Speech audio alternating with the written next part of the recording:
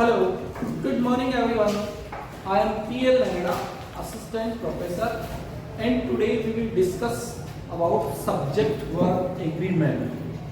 यहाँ पे लिखा हुआ है सब्जेक्ट वर्ब कॉनकॉर्ड. कॉनकॉर्ड का मतलब होता है एग्रीमेंट. एग्रीमेंट का मतलब होता है समझौता. सब्जेक्ट मतलब कर्ता और वर्ब मतलब क्रिया. सब्जेक्ट कर्ता और क्रिया जब हम अंग्रेजी में या हिंदी में किसी भी भाषा में सेंटेंस बनाते हैं तो वो सेंटेंस में सब्जेक्ट और वर्ब एक जैसे होने चाहिए. यानी जैसे सब्जेक्ट होगा वैसे ही वर्ब होगा, तब जाके हमारा सेंटेंस सही होगा. तो उसको कहते हैं सब्जेक्ट वर्ब कॉनकॉर्ड या subject verb agreement. You already know what subject and verbs are in a sentence. आप पहले ही पढ़ चुके हैं सब्जेक्ट क्या होता है, वर्ब क्या होती है. Subject is a noun or pronoun that tells us what the sentence talks about, and verbs represent the action in the sentence. यानी सब्जेक्ट या तो नाउन होता है या प्रोनाउन होता है, संज्ञा या सर्वनाम होता है. और वर्ब क्या होती है, वर्ब वो एक्शन होता है जो सेंटेंस में प्रतिपादित होता है. यानी कोई भी कार्य उसको हम जो करने की जो प्रक्रिया है उसको हम वर्ब कहते हैं. Then what is subject verb concord और agreement. It means that the subject and verb in a sentence should agree और match, otherwise the sentence will not sound right. इसका मतलब ये है कि सब्जेक्ट जो है वो वर्ब से मैच करना चाहिए, नहीं तो फिर जो हमारा सेंटेंस बनेगा वो गलत बनेगा और वो मैच नहीं करेगा. इसलिए सब्जेक्ट और वर्ब उन दोनों में मैच होना चाहिए, तब जाके हमारा ग्रामेटिकल तरीके से जो है सेंटेंस सही होगा. Let us understand the basic rules. अब सब्जेक्ट और वर्ब में क्या एग्रीमेंट है इसको हमें समझना पड़ेगा. सब्जेक्ट और वर्ब में क्या तालमेल होता है इसको हम यहाँ पे रूल से समझेंगे. फर्स्ट जो रूल है वो हमारा ये कह रहा है, रूल नंबर 1 जो है, यदि सब्जेक्ट सिंगुलर हो तो वर्ब भी सिंगुलर होता है. यानी सब्जेक्ट एक वचन होगा तो जो हमारा जो वर्ब होगा वो भी एक वचन होगा. अब सबसे पहले हम ये समझ लें, यदि सब्जेक्ट प्लूरल होता है तो वर्ब भी प्लूरल प्रयुक्त होती है. सब्जेक्ट बहुवचन में होगा तो जो हमारा जो वर्ब होगा जो हम काम में ले रहे हैं वो भी प्लूरल में आपको काम में लेनी पड़ेगी. ये यहाँ पे हमें समझना है. जैसे हम कहीं पे शादी पार्टी में जाते हैं तो मैचिंग वाली ड्रेस पहनते हैं. हम ऐसे चाहे जो ड्रेस पहन के नहीं चले जाते, हम ये देखते हैं कि वहां पे जो बिलोरी होगी उस टाइम पे कौन सी ड्रेस हमारे लिए सूटेबल होगी. जब दूल्हा दुल्हन वहां पे स्टेज पे बैठेंगे तो हमारे लिए कौन सी ड्रेस सूटेबल होगी. इसी तरह से सब्जेक्ट और वर्ब जो है उनमें एग्रीमेंट भी हमें समझना है. Singular subject. अब यहाँ पे मैंने आपको बताया कि अगर सब्जेक्ट सिंगुलर होगा तो वर्ब भी सिंगुलर होगी. सबसे पहले आपके लिए ये जानना हो सके कि सिंगुलर सब्जेक्ट कैसे होता है. सिंगुलर सब्जेक्ट क्या क्या होते हैं. He, she, it, name, the boy, the girl, Ram, Shyam, etcetera. ये सिंगुलर सब्जेक्ट है. ही, सी, इट, नेम एक वचन, किसी का नाम हो, राम, श्याम, एक्सेट्रा, उनको हम सिंगुलर सब्जेक्ट समझेंगे, उनको सिंगुलर सब्जेक्ट मानेंगे. इसी तरह से सिंगुलर वर्ब क्या है, क्योंकि हमें सिंगुलर सब्जेक्ट के साथ सिंगुलर वर्ब काम में लेनी है. तो सिंगुलर वर्ब क्या है. सिंगुलर वर्ब में आप यहाँ पे देख सकते हैं इज है, वाज है, हैज है, डज है, राइट्स. यानी जब क्रिया में यस या यस लग जाएगा तो वो वर्ब सिंगुलर मानी जाती है. ड्रिंक्स, एक्सेट्रा, ये सिंगुलर वर्ब होती है.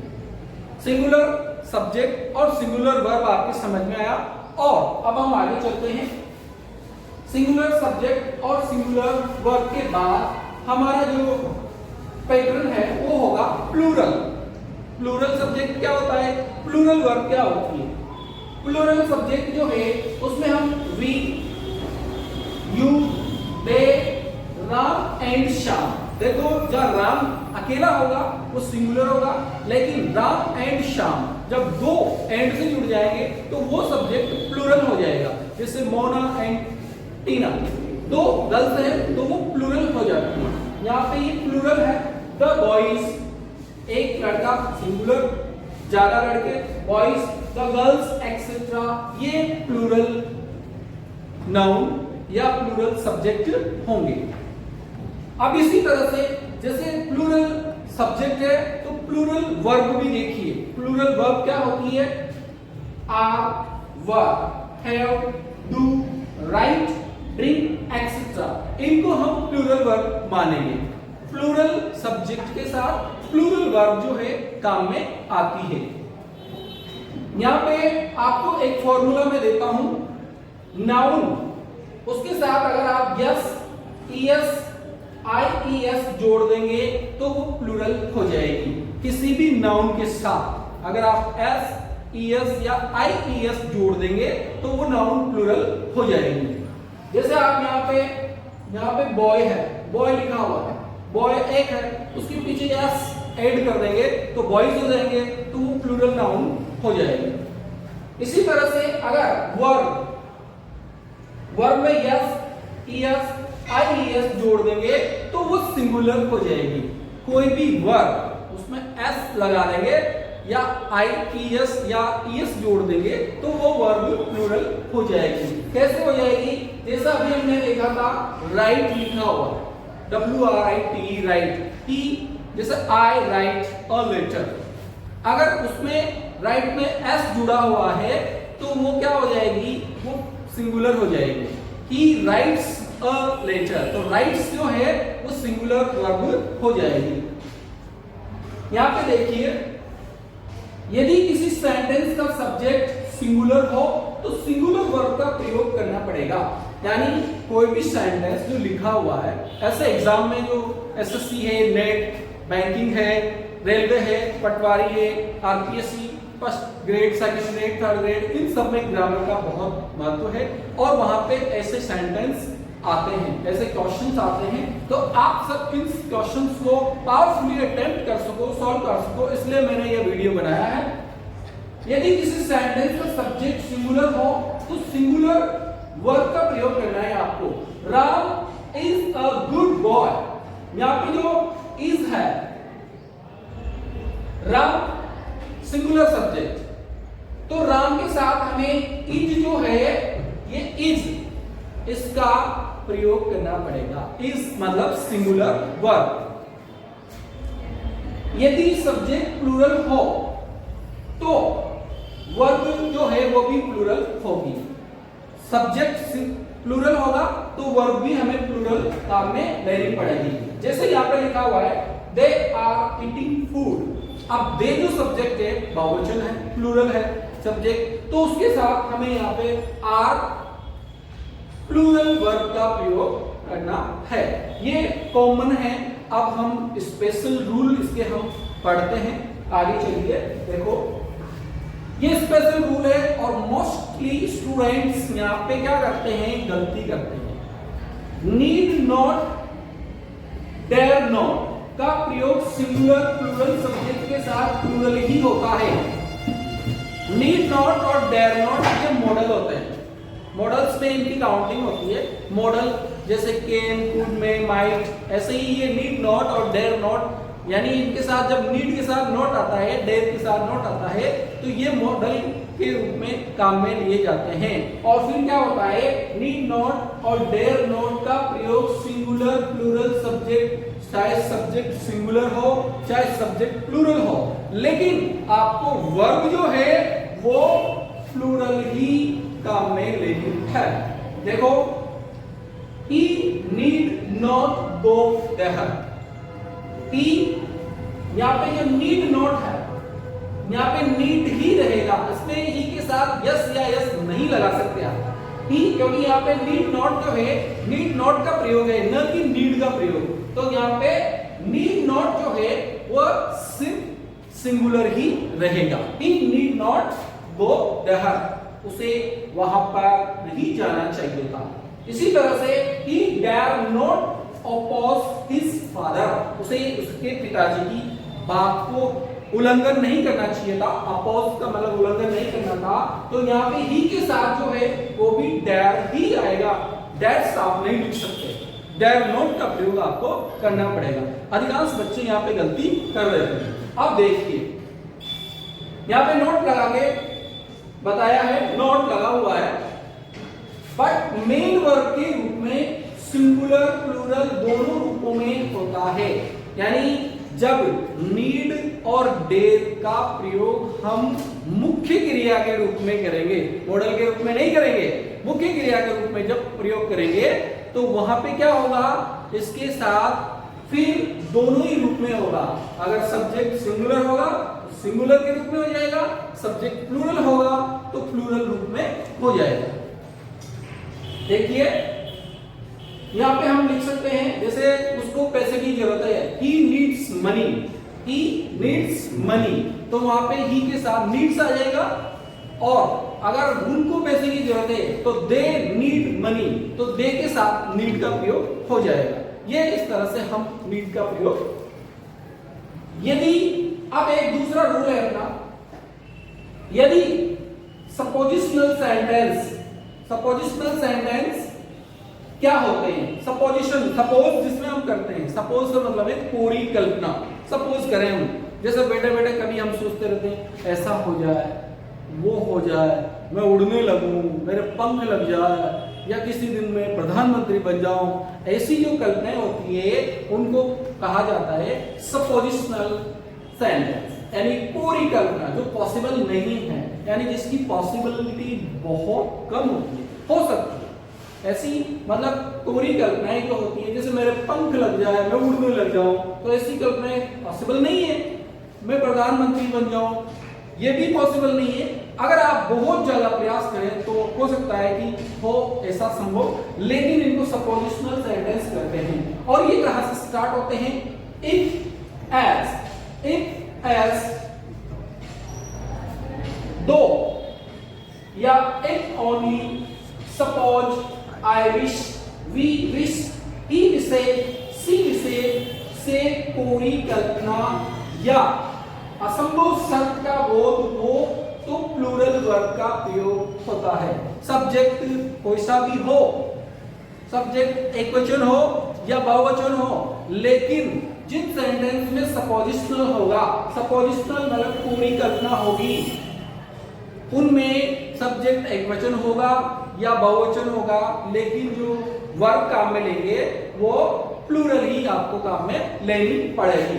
जैसे यहाँ पे है I wish she verb my wife, यहाँ पे आई विश, यहाँ विश से स्टार्ट हो रहा है, जैसा कि हमने देखा था suppositional sentence I wish, as if, इनसे स्टार्ट होते हैं। तो आई विश मेरी इच्छा है, सी वर्ब माई वाइफ, यहाँ पे सी के साथ वर्ब का प्रयोग है। सी सब्जेक्ट एकवचन है, सिंगुलर है, लेकिन सी के साथ वर्ब का प्रयोग किया है। यहाँ पे ऐसी कल्पना की है कि शायद ऐसा होता कि वो मेरी पत्नी होती, अब उसकी तो शादी हो गई, वो तो चली गई, तो ऐसा पॉसिबल नहीं है, तो ये कोरी कल्पना है, इसलिए यहाँ पे सी के साथ वर्ब का प्रयोग होगा। दूसरा सेंटेंस देखिए, if he were my boss, he would suspend me। यहाँ पे लिखा हुआ है if से सेंटेंस स्टार्ट, ये सपोजिशनल सेंटेंस है। he were my boss, अगर वो मेरा बॉस होता, he और वर्ब, he के साथ वा जाना चाहिए था, लेकिन ये सपोजिशनल सेंटेंस है, तो यहाँ पे he के साथ भी वर्ब का प्रयोग किया है। अगर वो मेरा बॉस होता तो मुझे सस्पेंड कर देता, लेकिन मेरा बॉस तो है ही नहीं, तो सस्पेंड कर ही नहीं सकता, ये कोरी कल्पना है, इसलिए हम यहाँ पर इनके साथ प्लूरल वर्ब का प्रयोग करेंगे। अब देखो ये जो सपोजिशनल सेंटेंस है, जबकि नोट यहाँ पे नोट लगा के समझाया गया है, जबकि कंडीशनल सेंटेंस इफ, एज, दो से वास्तविक स्थिति का बोध होता है, तो सब्जेक्ट के साथ पर्सन और नंबर के अनुसार वर्ब का प्रयोग होगा। वो सपोजिशन, इससे पहले हमने जो पढ़े वो सपोजिशनल सेंटेंस थे। अब जो सेंटेंस हम पढ़ रहे हैं वो है कंडीशनल सेंटेंस। कंडीशनल में क्या होता है, इनमें भी थोड़ी सी कल्पना रहती है लेकिन पूरी कल्पना नहीं रहती। कोरी कल्पना जिसको कहते हैं वो नहीं रहती, कंडीशन होती है। अगर ऐसा होता है तो ऐसा हो जाता है। कंडीशन होती है, अगर तुम पढ़ते हो, अगर तुम बहुत अच्छे से पढ़ाई करते हो तो श्योर है कि तुम्हारी नौकरी लगेगी, कन्फर्म है। लेकिन तुम पढ़ते नहीं हो तो श्योर है कि तुम कहीं भी ठेला चला करके सब्जी बेचोगे, श्योर। तो ये कंडीशन होती है। अगर हम हार्ड वर्क करेंगे तो हम सफलता प्राप्त करेंगे, कंडीशन है। तो कंडीशनल सेंटेंस जो है उनमें क्या है कि जब कंडीशनल सेंटेंस इफ एज दो से स्टार्ट होते हैं तो इनके सब्जेक्ट के पर्सन और नंबर के अनुसार क्रिया आएगी। यानी अगर सब्जेक्ट एक वचन होगा तो एक वचन क्रिया आ जाएगी, सब्जेक्ट बहुवचन होगा तो बहुवचन क्रिया आ जाएगी। देखिए, if you come here I will teach you. यहां पे इफ से स्टार्ट है, कंडीशनल सेंटेंस है, यू के साथ कम। कम जो है वह प्लूरल वर्ब है। अगर कम होता तो वो सिंगुलर वर्ब होती। यू जो है वो चूंकि अपना प्लूरल है तो यहाँ पे कम जो है वो उसके साथ आएगा। इफ यू कम, अगर तुम आते हो यहाँ पे, आई विल टीच यू, मैं तुम्हें पढ़ाऊंगा। अगर तुम यहाँ आते हो, तुम कॉलेज आते हो तो मैं तुम्हें पढ़ाऊंगा। तुम आते ही नहीं हो तो मैं क्या खाली रूम में पढ़ा के जाऊंगा? पॉसिबल नहीं है, कंडीशन है। अगर तुम आते हो तो मैं तुम्हें पढ़ाऊंगा। हाँ, ये अलग हो सकता है कि मैं किसी और काम में बिजी हूं, पढ़ा ना पाऊं, क्योंकि कंडीशन है। लेकिन अगर तुम आओगे तो मैं सारे काम छोड़ करके तुम्हें पढ़ाऊंगा, कंडीशन है। तो कंडीशन पूरी होती है। He looks as though he has been working। यहाँ पे देखिए, he looks, he जो है सिंगुलर सब्जेक्ट है और उसके साथ looks का प्रयोग है। क्यों है? एज दो, ये यहाँ पे कंडीशनल शब्द है। एज दो, यद्यपि, he looks as though, तो यहाँ पे ही जो सब्जेक्ट है उसके हिसाब से looks आएगा। as though he has been working, वो ऐसे दिखता है जैसे कोई काम कर रहा हो। मतलब दिखता ऐसे हो कि हमेशा टेबल पे सिर झुका के बैठा रहता है, पेन ऐसे लगा के बैठा रहता है। इसका मतलब क्या है? ऐसे दिखता है जैसे कोई ना कोई काम कर रहा हो। अब ये अलग बात है कि हो सकता है वो काम ना कर रहा हो, लेकिन कंडीशन तो उसकी ऐसी है कि जैसे कि वो कोई काम कर रहा हो। तो ये कंडीशनल सेंटेंस था जिसमें हम कंडीशन के हिसाब से सब्जेक्ट के नंबर और पर्सन के हिसाब से हम वर्ब का प्रयोग करते हैं। आगे देखिए, ऑप्टेटिव सेंटेंस में ये रूल बहुत इंपॉर्टेंट है। ऑप्टेटिव सेंटेंस में सिंगुलर सब्जेक्ट के साथ ही प्लूरल वर्ब का प्रयोग होता है। ऑप्टेटिव सेंटेंस क्या होता है? ऑप्टेटिव सेंटेंस ऐसा सेंटेंस होता है जिसमें हम किसी को आशीर्वाद दे दें, किसी का बुरा, किसी के लिए कहें भगवान तुम्हारा भला करेगा। जैसे तुम किसी की हेल्प कर रहे हो और वो तुमसे कहे भगवान तुम्हारा भला हो, तुम्हारी नौकरी लग जाए। इस तरह से जो सेंटेंस होते हैं वो ऑप्टेटिव सेंटेंस कहलाते हैं। उनके साथ क्या करना है? सिंगुलर सब्जेक्ट के साथ भी प्लूरल वर्ब का प्रयोग करना पड़ेगा। जैसे long live our friendship, long live our friendship. यहाँ पे ये जो विस्मयबोधक चिन्ह जिसको बोलते हैं एक्सक्लेमेटरी साइन, इस एक्सक्लेमेटरी साइन से हमें पता चलता है कि ये सेंटेंस जो है ऑप्टेटिव है या नहीं है। लॉन्ग लिव आवर फ्रेंडशिप, हमारी ये फ्रेंडशिप है वो जुग जुग जिए। लॉन्ग लिव से मतलब क्या?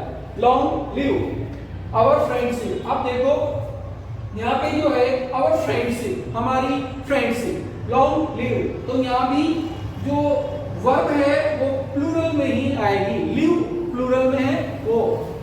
गॉड सेव द क्यून, यहाँ पे देखो गॉड एक ही है, वैसे तो सेव के साथ सेव आना चाहिए था, यस लगना चाहिए था, क्योंकि ही सी इट एक वचन के साथ एस लगता है। लेकिन ये सेंटेंस ऑप्टेटिव है।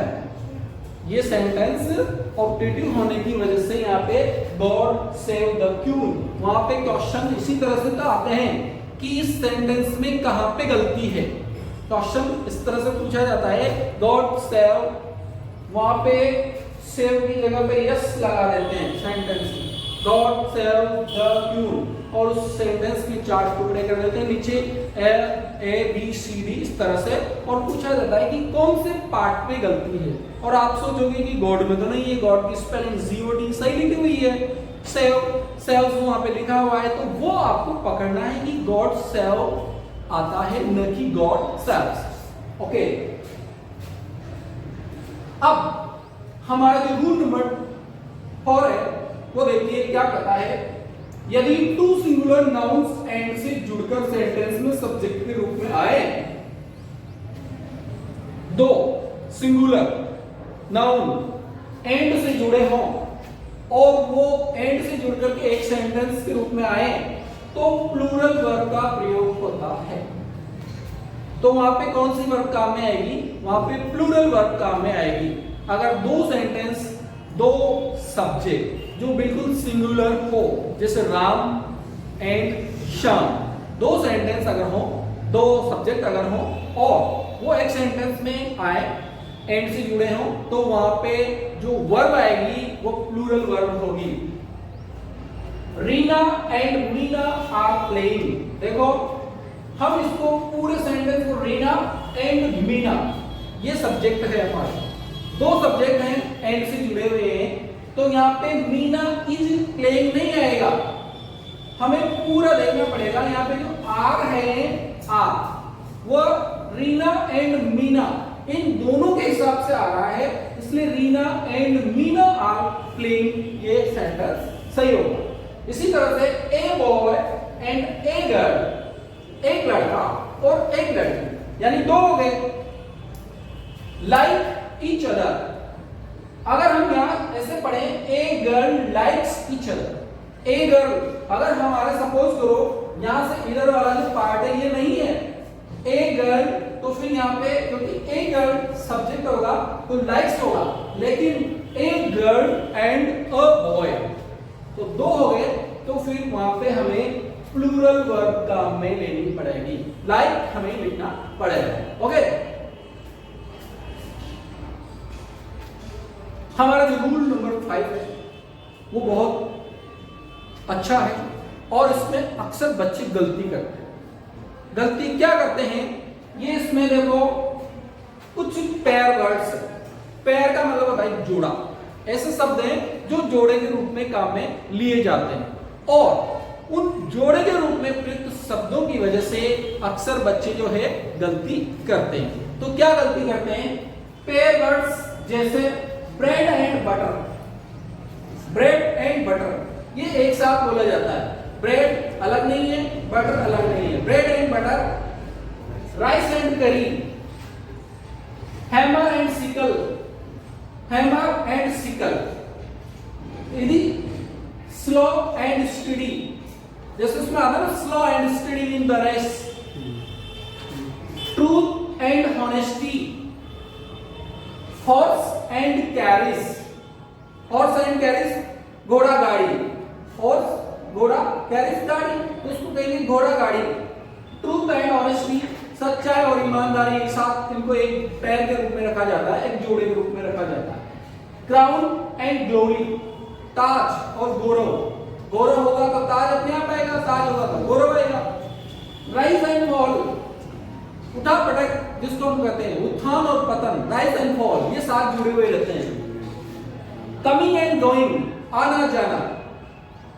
स्क्रीमिंग एंड शाउटिंग, चिल्लाना, चीखना चिल्लाना, screaming and shouting.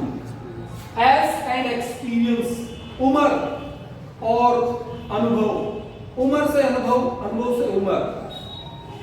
X and bacon, x आप जानते हैं, बैकन आप नहीं जानते होंगे, सुअर का मांस होता है बैकन, एक्स एंड बैकन एक साथ आते हैं काम में। हैम एंड एक्स, हैम जो है वो बकरे का मांस होता है, हैम एंड एक्स ये एक साथ इनको खाया जाता है, इसलिए। लॉन्ग एंड शॉर्ट, लंबी दूरी short, long and short. Sum and substance, इसका मतलब होता है सार रूप में, सार और संक्षिप्त, संक्षिप्त और सार। बैग एंड बैगेज, जो हम सामान लेने, सामान हमारा जो लगेज होता है उसको बोलते हैं बैग एंड बैगेज, के साथ सिंगुलर वर्ब का प्रयोग होता है। देखो इससे पहले हमने एक नियम पढ़ा था कि जब दो सिंगुलर वर्ब, दो सिंगुलर नाउन एंड से जुड़े हों तो उनके साथ क्या होता है, प्लूरल वर्ब का प्रयोग होता है, यानी बहुवचन होता है। अब आप इसमें ये जो रूल दिया है इसमें ये सोचोगे कि इनमें भी तो दो दो शब्द एंड से जुड़े हुए हैं तो इनके साथ भी प्लूरल वर्ब होनी चाहिए, लेकिन ऐसा नहीं है, क्योंकि ये शब्द जो है ये एंड से जुड़े हुए रहते हैं लेकिन शब्द एक ही माना जाता है, इसलिए इनके साथ क्या होता है, सिंगुलर वर्ब का प्रयोग होता है। इसलिए बच्चे अक्सर यहाँ पे गलती करते हैं, वो सोच लेते हैं कि ये लिखा ना गोइंग एंड कमिंग, दो तो लिखे हैं, गोइंग भी है कमिंग भी है, लेकिन ये दो नहीं है, ये एक ही है। Ups and down, up and down जो होता है, अप एंड डाउन एक ही चीज माना जाएगा उसको। हैम एंड एगेस, हैम एंड एगेस जो है दोनों गर्म खाने लायक चीजें एक साथ खाई जाती है, हैम एंड एगेस।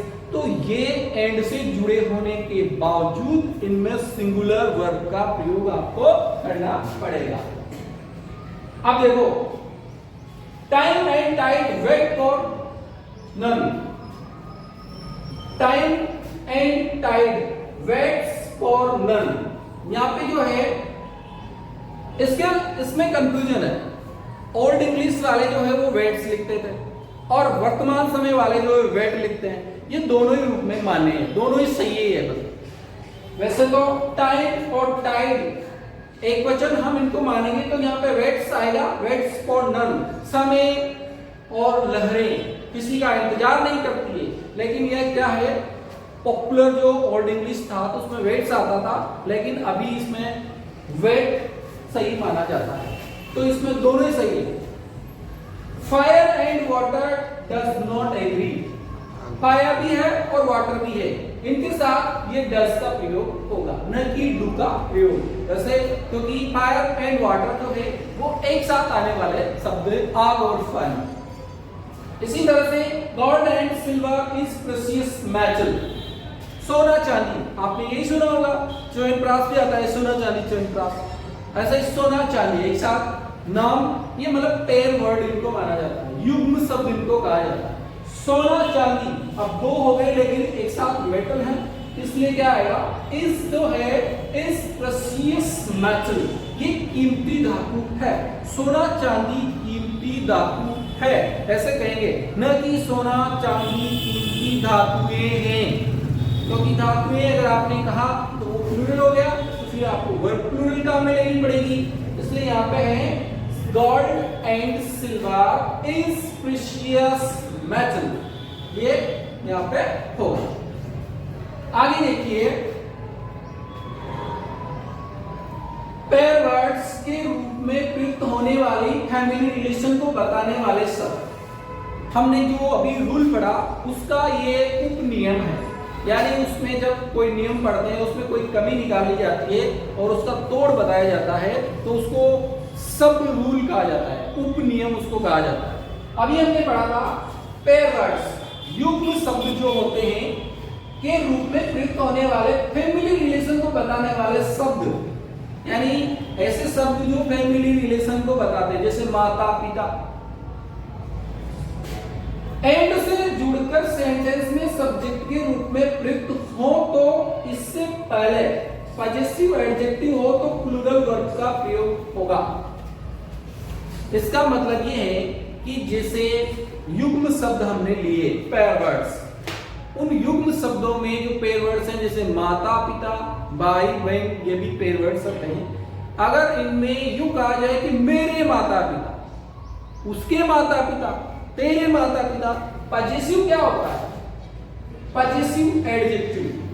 पॉजेसिव का मतलब पॉजेशन, स्वामित्व, मेरा तेरा, ये होता है पॉजेशन। ये मेरा है, ये तेरा है, उसको पॉजेसिव बोलते हैं। यानी फैमिली रिलेशन बताने वाले शब्दों के आगे आ जाए कि मेरे माता पिता या तेरे माता, तो वहां पर क्या होगा, फिर प्लूरल वर्ब का प्रयोग आपको करना पड़ेगा। देखिए हम इसको उदाहरण के द्वारा समझते हैं। यहां पे लिखा हुआ है माय मदर एंड फादर। यहाँ पे मदर एंड फादर ये पेयर वर्ड है, युग्म शब्द है, माता पिता। लेकिन उसके आगे लिखा हुआ है माय। ये जो माय वर्ड है ये पजेसिव एडजेक्टिव है। तो ये जो माय वर्ड है ये पजेसिव एडजेक्टिव है। मेरे माता पिता आर प्राउड ऑफ मी, तो यहाँ पे उसकी वजह से ये आर आया है। My mother and father are proud of me, यहाँ पे इस वजह से आर आया है। Your mom and dad, your mom and dad के आगे पॉजिटिव एडजेक्टिव क्या आया है? योर।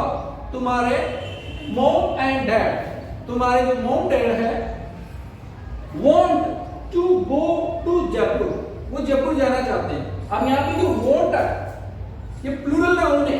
अगर एक सिंगुलर नाउन होती तो wants होता, उसमें यस लगता, लेकिन ये प्लूरल नाउन है इसलिए यहाँ पे want का प्रयोग हुआ। Is it clear? ओके, अब हम आगे 6th रूल पे चलते हैं। 6th रूल हमारा क्या कहता है? यदि दो सिंगुलर नाउन्स एंड से जुड़े हो, दो सिंगुलर नाउन मतलब एक वचन एंड से जुड़े हो, फर्स्ट सिंगुलर नाउन के पहले आर्टिकल या पजेसिव एडजेक्टिव, अभी हमने पजेसिव एडजेक्टिव का पढ़ाई था। फर्स्ट सिंगुलर नाउन के पहले आर्टिकल आ जाए, या तो आर्टिकल आ जाए ए एंड दी जिनको आप जानते हैं, या फिर पजेसिव एडजेक्टिव आ जाए तो सिंगुलर वर्ब का प्रयोग होता है। सीधी सी बात है, अगर एक के सामने आ जाए तो क्या होगा? सिंगुलर, एक सिंगुलर जो वर्ब है उसका प्रयोग होगा। कोई भी आर्टिकल आ जाए या यदि सिंगुलर नाउन एंड से जुड़े हो, देखो इससे ऊपर वाला जो रूल था वो पेयर वर्ड का था, यहाँ पे पेयर वर्ड नहीं कर रहा है। आप इसमें कंफ्यूज नहीं हो जाए कि वहां पे तो माय मदर माय फादर, ऐसा नहीं था। माय मदर एंड फादर तो वो पेयर वर्ड थे, उनको युग्म शब्द कहते हैं। यहाँ पेयर वर्ड नहीं, यहाँ कोई से भी अलग अलग शब्द आ जाए और उनके आगे या तो कोई एडजेक्टिव होगा या फिर कोई आर्टिकल होगा, सिर्फ एक के आगे है, फर्स्ट जो आएगा उसके आगे, तो क्या होगा? सिंगुलर वर्ब का प्रयोग होगा। यहाँ पे मैं एक उदाहरण के द्वारा समझा के अपनी बात फिनिश करता हूं। The principal and secretary was there. The principal and secretary, दो व्यक्ति हैं, प्रिंसिपल एंड सेक्रेटरी, उसमें से एक के आगे लिखा हुआ है द प्रिंसिपल, यहाँ पे दूसरे में द नहीं लिखा है, तो वो एक ही व्यक्ति है जो प्रिंसिपल भी है और सेक्रेटरी भी है, इसलिए इसको हम क्या मानेंगे? एक। और यहाँ पे वाज देयर इसका प्रयोग होगा।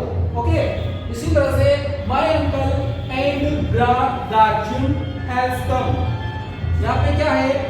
My uncle and guardian, uncle और गार्जियन एक ही व्यक्ति है और उसके आगे है माय, तो उसको हम सिंगुलर मानेंगे। और यहाँ पे है हैज कम, मेरे अंकल और मेरे गार्जियन कॉलेज में आए मेरे से पूछने के लिए, तो यहाँ पे सिंगुलर वर्ब का प्रयोग होगा।